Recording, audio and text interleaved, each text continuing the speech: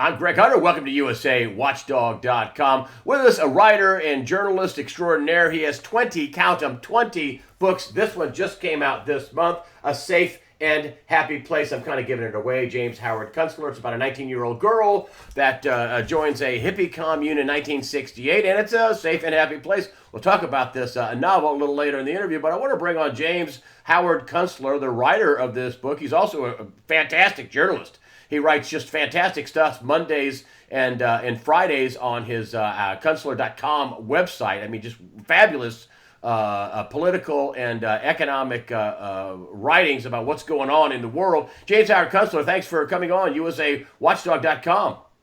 A pleasure to be with you, Greg. Thank you. I got your book intro done right. 20 written 20 books. Holy smokes! Of course, again, Safe and Happy Place. Let me just get this full screen there. Safe and Happy Place just came out. What a repertoire of writing and books, and that just doesn't stop at the books. I'm having you on because you've written great stuff about the circus that's going on in Washington. Your latest article that just came out just a couple of days ago is a Technicolor Swan, I believe is the title, and you talk about how politics have become demonic. Can you talk about how you see things going on in Washington and how you see things going on in the country? I've never lived through a time, and obviously to viewers, I've lived a long time, and I've never lived through a time of American history that was as crazy as this one. And the part that's probably the most disturbing is that the people who used to be sane have now completely gone off the rails. And I'm speaking of the Democratic Party. And, the nonsense that is coming out of that wing of our politics is, it's really become kind of a reality optional political party. The Republicans have plenty of their own problems, and they have a legacy of plenty of their own craziness. But it's really disappointing what's going on the other side of the side of the political spectrum that gave us Franklin Roosevelt, John F. Kennedy. They really lost it.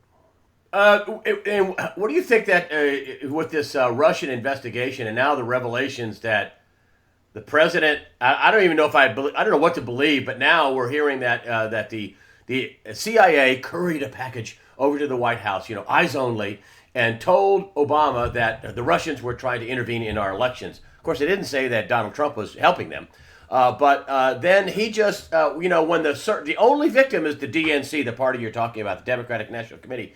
And when it came time to the FBI asking to take a look at the servers because of his hacking, the DNC said, no, we're going to have our own third party.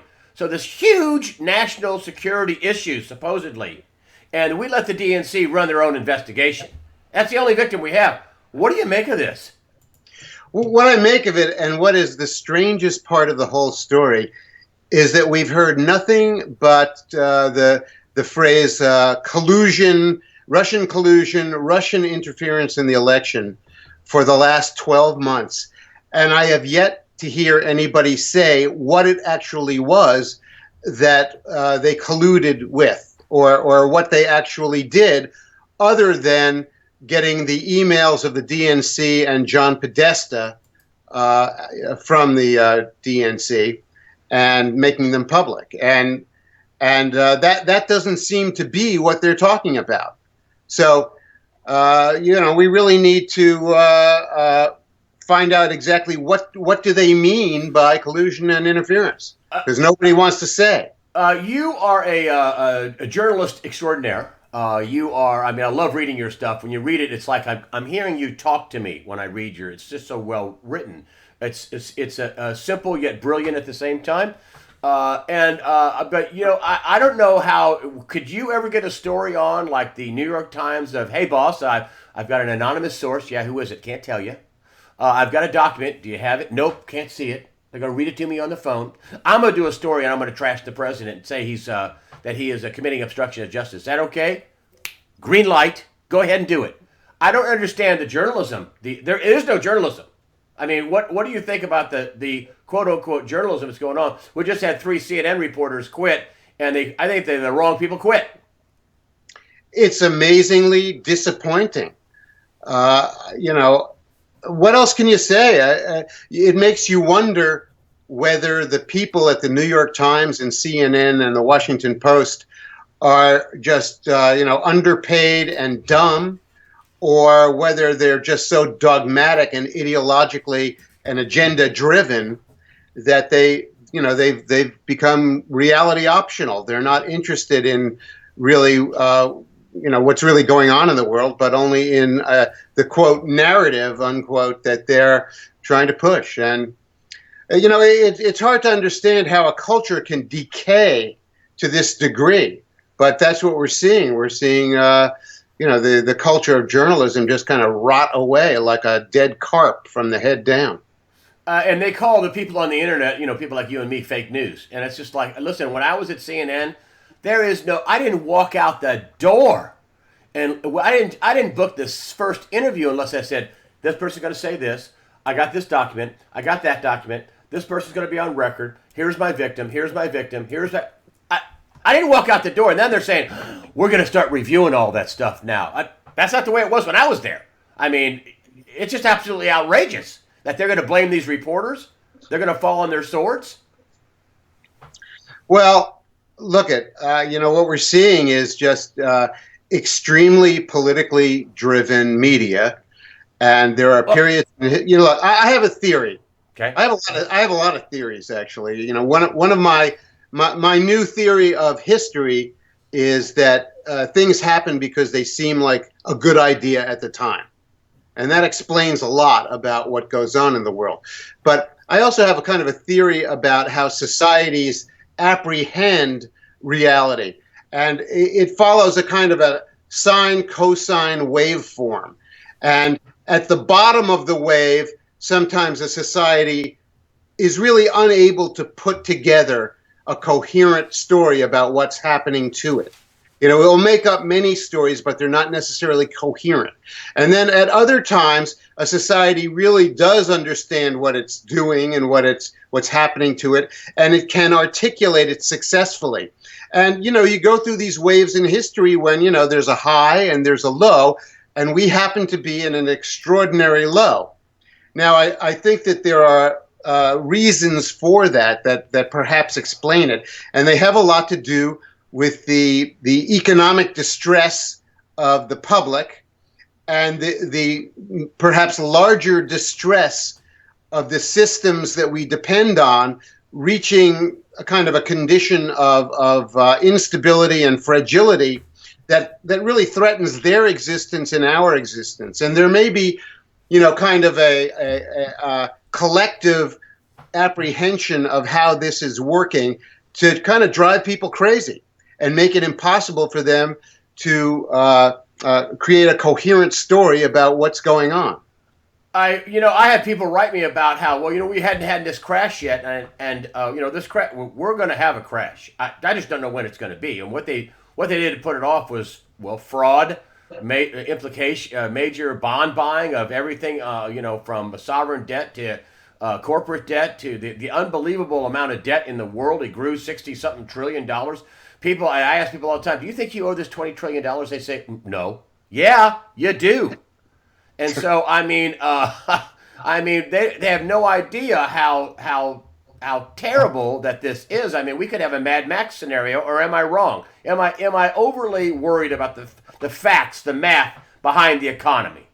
Well, the Mad Max meme is an interesting one to me, because if you actually watch the Mad Max movies, you'll discover that they're really nothing more than elaborate car chases. And the last thing that we're going to probably have, in the world, in the system that is coming down, is a lot of happy motoring. So that to me is an amusing thing. But I've noticed something else lately that interests me. That there are a lot of commentators like myself who have been worried about the state of the economy and the state and its effect on our culture and where things are going politically.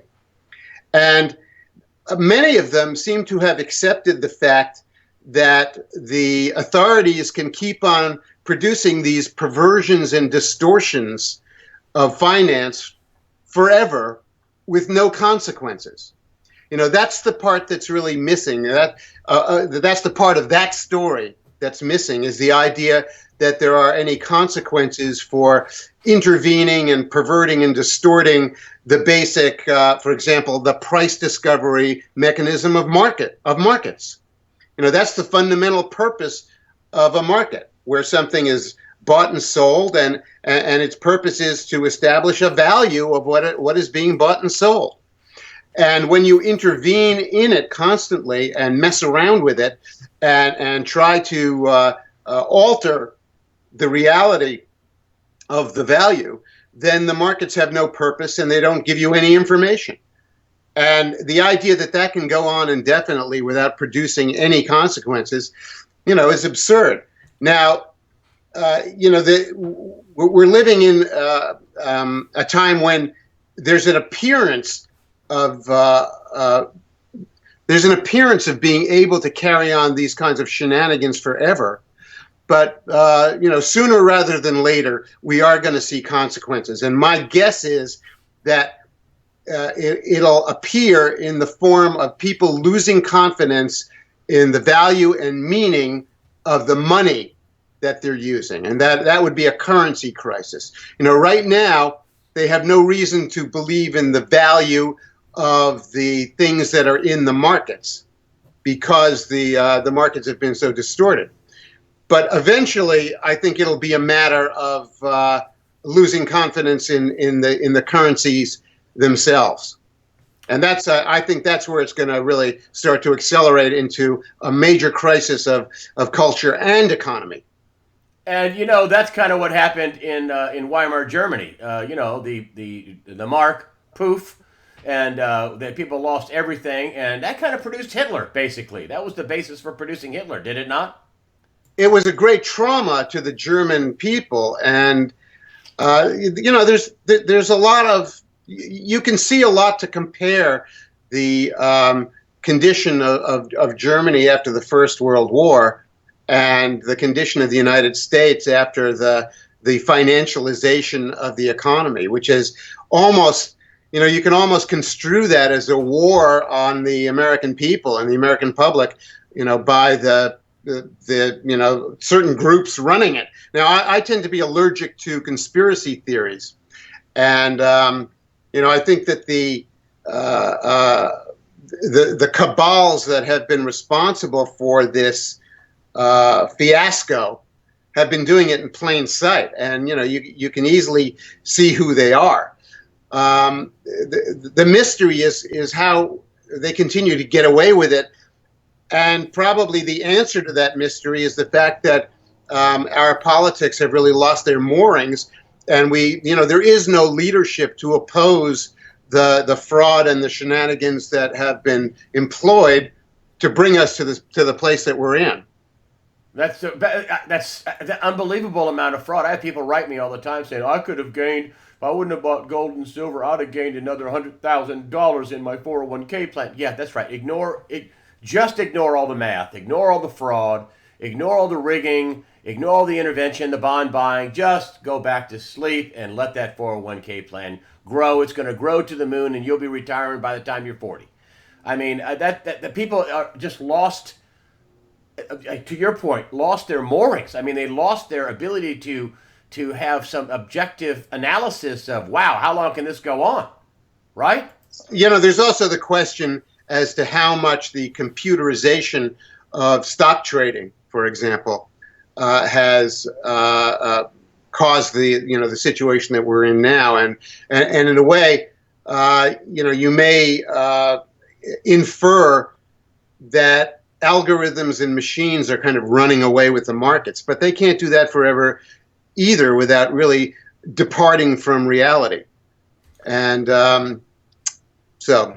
And I want to get into the war question, because that's obviously, I think Gerald Celente says when all else fails, they take you to war. And boy, are they sure wanting to have some wars, North Korea, South China Sea, Eastern Europe, Middle East, pick one.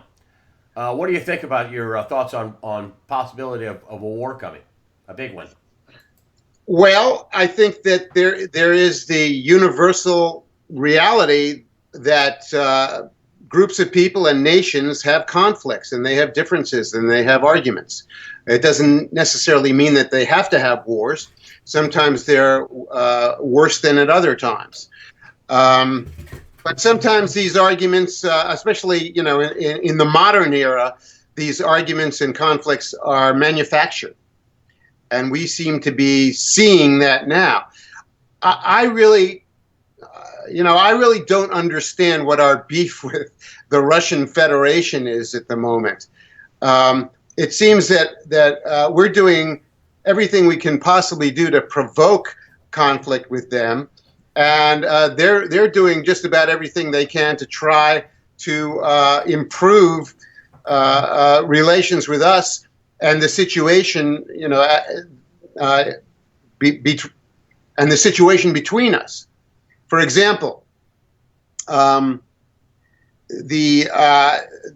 business that went on in the Ukraine in 2013, where the United States pretty much provoked the overthrow of the elected president, and as a result, the Russians decided that they needed to protect the Crimean Peninsula, which was the place where their only warm water ports and naval bases were, and which has been part of Russia in one way or another for about 300 or 400 years, except for a brief period after Nikita Khrushchev sort of gave Crimea away to the Ukraine, which was then at the time a Soviet Socialist Republic. In other words, part of Greater Russia, when he did that. For administrative purposes, and he did it because he had been born either in or close to Ukraine, and he was close to the politicians there. But that was the only period in the history of Ukraine that it functioned even semi-autonomously, and so the idea that the Russians did something horrible by retaining possession of their naval bases is insane. What would we do if Virginia decided to secede from, the United States, or somebody overthrew it and declared it was an independent nation, and we decided to close down our naval bases in Norfolk? The whole thing's preposterous. We're also, we're running war games on the border of Russia with NATO, and, essentially threatening them militarily. It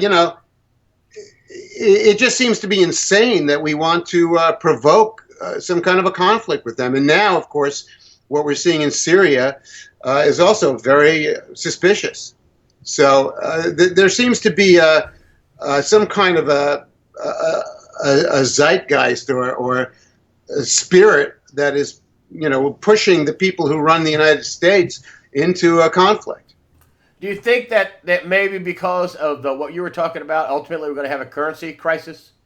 Think that might be the reason why, to cover that all up, or to usher in, a new system and do it under the veil of some phony war or some real war? I don't know.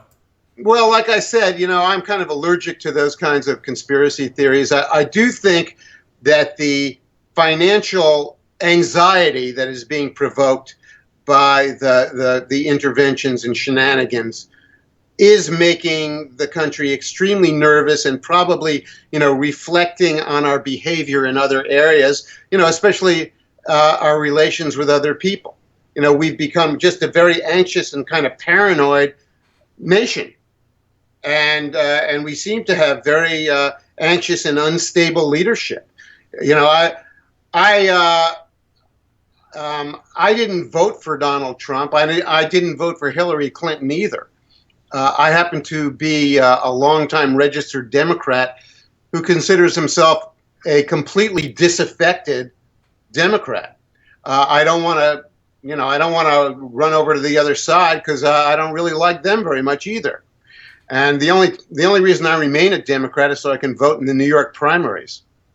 But I do think that the economic condition in the country and the financialization that has brought us there is making us crazy. Before we go, let's talk about your book a little bit. 1968, the young girl, 19 years old, lives in a commune. I think it's upstate New York. It's Go in ahead. Vermont. Oh, it's in Vermont. I'm sorry. Forgive me. You're in upstate New York, aren't you? Yeah. Yeah. Okay. Safe and happy place. Talk about it.